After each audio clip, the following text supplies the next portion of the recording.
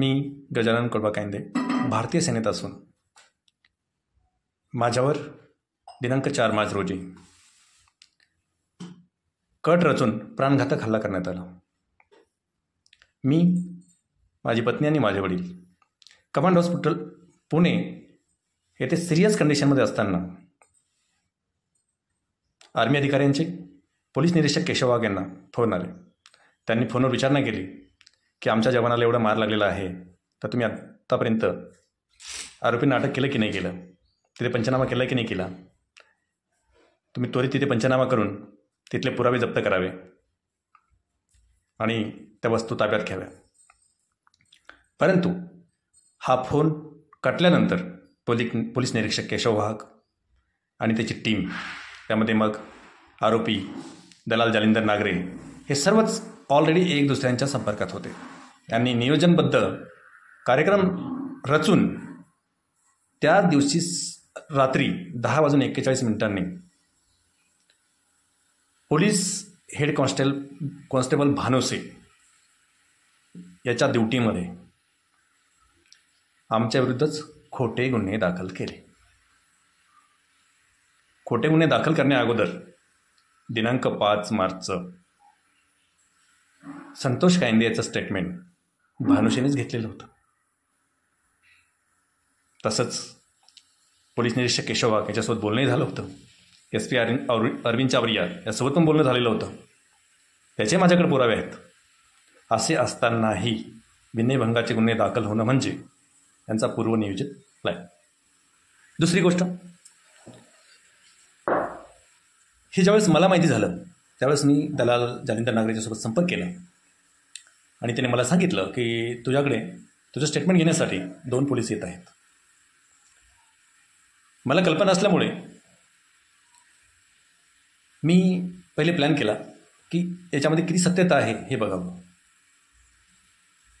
माझं statement police head constable प्रकाश मुंडे यांनी घेतलं आणि चपळाई करून माझ्या बाबांचं statement police head constable Bhanuse यांनी घेतलं.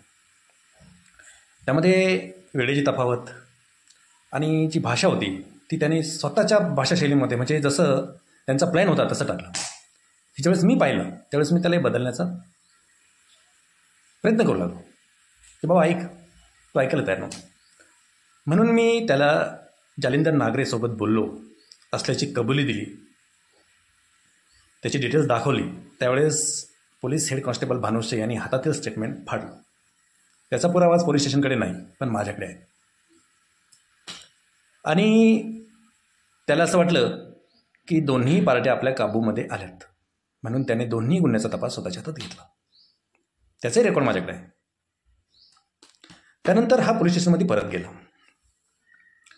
आणि यांचा प्लॅन झाला की आता याने जर पैसे दिले तरच 326 कलम लावायचे, पैसे दिले नाही तर नाही लावायची, 324 लावायची.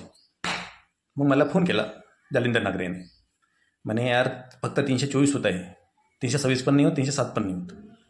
तू एक काम कर, केशव वाघला फोन लावून सांग आणि FIR थांबवायला सांग. आणि मी तसं केलं.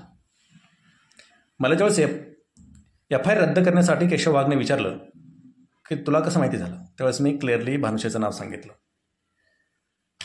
जर पोलीस निरीक्षकपदी केशव वाघ हा एका इमानदार व्यक्तिमत्व असतं तर त्याने त्याच वेळेस भानुसेवर ॲक्शन घेतली असते. परंतु त्यानं तसं केलं नाही, कारण ही पूर्ण टीम, यांचं पूर्ण नियोजन, हा यांचा ठरलेला कार्यक्रम आहे. हे असंच करतात आणि दोन्ही पार्ट्याकडून पैसे खातात आणि काळधन कमवतात. आता यांना असं वाटलं की आपण जसं म्हणू तसंच गजानन कायंदे करणार. मग यांनी पोलीस निरीक्षक केशव वाघ, पोलीस निरीक्षक भानुसे आणि दलाल जालिंदर नागरे यांनी मिळून मला अटकपूर्व जामीन घेण्यासाठी 2 लाख रुपयाची मागणी केली. माझ्यासाठी स्वतः त्यांनी जिल्हा सत्र न्यायालय मेहकर येथे एक वकील पण नेमला. त्याचे पण माझ्याकडे सर्व डिटेल्स आहेत आणि रेकॉर्ड आहेत. परंतु मी यांना म्हटलो की तुम्ही माझा अगोदर जामीन करा आणि नंतर मी या बाईकडे बघतो, ती किती पावित्र्य आहे, किती पतिव्रता आहे आणि तिचं कसं ट्रॅक रेकॉर्ड आहे, याचे सर्व माझ्याकडे पुरावे आहे. तुमचं काम आहे फक्त मला जामीन देणे. आपली जी काय डील होते ते मला मान्य आहे. परंतु ते म्हटले नाही, तू आम्हाला 2 लाख रुपये दे, आम्ही तुला जामीन देऊ, नंतर आपण हे सर्व गुन्हे आपसात करून मिटवून घेऊ. म्हटलं नाही, प्राणघातक हल्ला आमच्यावर झाला, पैसे तुम्ही आमच्याकडून घेणार आणि सर्व अन्याय आमच्यावरच करून हे मिटवणार, तर हे मिटणार नाही. म्हणून मी ही डील कॅन्सल केली, त्याला पैसे दिले नाही. म्हणून दलाल जालिंदर नागरे यांनी मला धमक्या दिल्या. मला धमक्या दिल्या हे मी पोलीस निरीक्षक केशव वाघला सांगितलं. मी सांगितलं त्या अगोदर तो मला म्हटला, हा मला सर्व माहिती आहे. म्हणजे ज्यावेळेस मला धमक्या दिल्या त्यावेळेस केशव वाघ, भानुष्य वगैरे सर्व टीम सोबत असेल किंवा एक दुसऱ्याच्या संपर्कात असेल, हे क्लिअर आहे. त्यानंतर मी माननीय मानवाधिकार आयोग यांच्याकडे धाव घेतली. त्यांना सांगितलं की मला दलाल जालिंदर नागरेंनी 2 लाख रुपये दिले नाही म्हणून स्वतः धमक्या दिल्या की मी ज्योतीला MD डॉक्टरचं मेडिकल सर्टिफिकेट आणून देतो आणि तुमच्या जमानती कशा होत्या हे पाहतो. मी तिथे धाव घेतलेली असून हे सर्व प्रकरण उचललेलं असून सुद्धा त्याने त्याच्या धमक्या पूर्ण केल्या आणि त्याला पूर्णतः साथ दिली.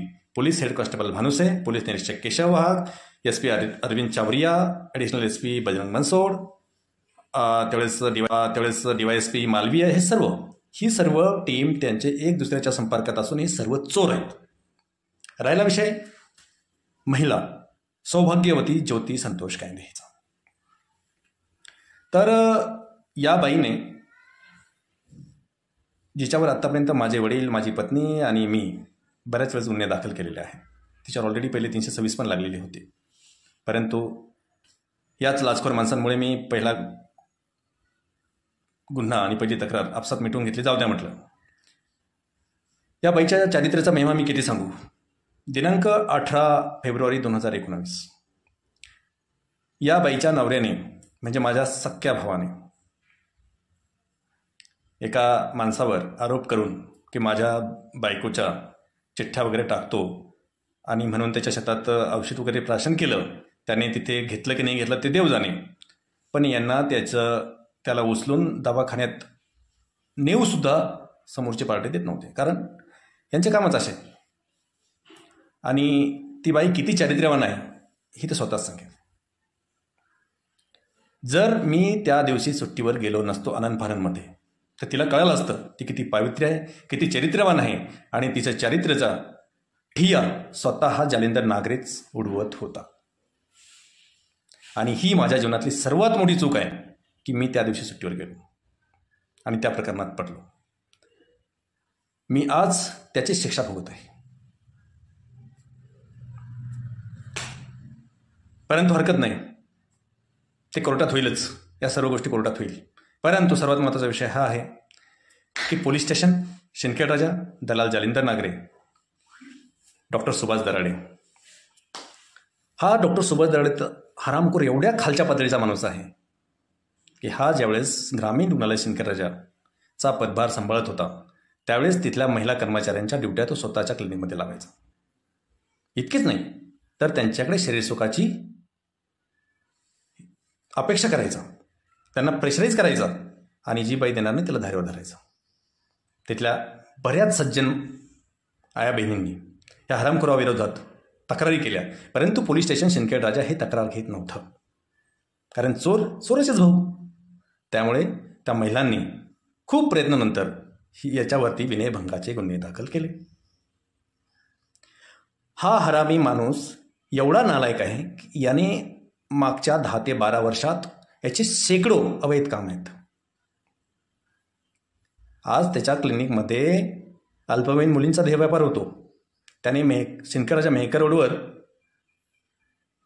वेश्या केंद्र खोललेलं आहे आणि 24 तास दारूच्या नशेत असतो. पण तरी त्याचे वरिष्ठ अधिकारी त्याची तक्रार करत नाही, कारण मला असं वाटतं की त्याच्या सर्व काळ्या धंद्यात या वरिष्ठांचाही सहभाग तेवढाच आहे याचा दाट संशय आहे. या सर्वांचा जर CDR काढला तर हे एक दुसऱ्याचे पूरक असून एकमेकांसोबत संलग्न असून एकमेकांच्या कार्यात त्यांचा सिंहाचा वाटा आहे.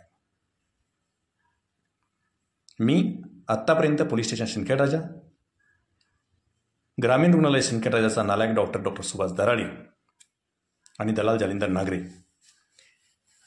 यांच्या तक्रारी पोलीस स्टेशन शिंदखेडराजा, ग्रामीण रुग्णालय शिंदखेडराजा, पोलीस उपाधीक्षक Deulgaon Raja, additional SP Buldhana, IG Amravati, ADG Sanjay Saxena Mumbai, DG Shukla madam यांना वारंवार तक्रारी देऊनही यांच्यावर अद्याप कारवाई झालेली नाही. तसेच मेडिकल शल्यचिकित्सक यांच्याकडे तक्रार देऊन तर 1.5 वर्ष झालं आहे, तरीही त्याच्यावर अद्याप कारवाई नाही.